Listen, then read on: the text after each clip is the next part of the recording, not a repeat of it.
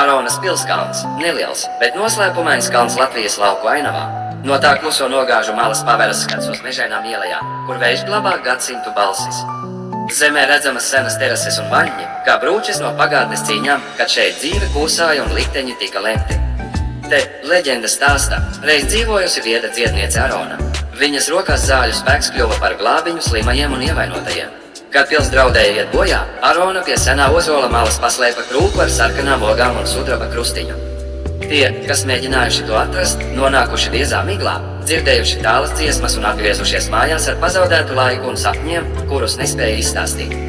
Zem pilskalna guļ arī kas cits artēziskie avoti, kuru ūdens nemainās ne ziemā, ne vasarā. Tie radušies tālā senatnē, bet 1406. gadā aizbāzti un aizmirsti. Un tomēr, pēc gadsimtiem, tie atkal atklājās, dāvājot tīru ūdeni no dziļumiem.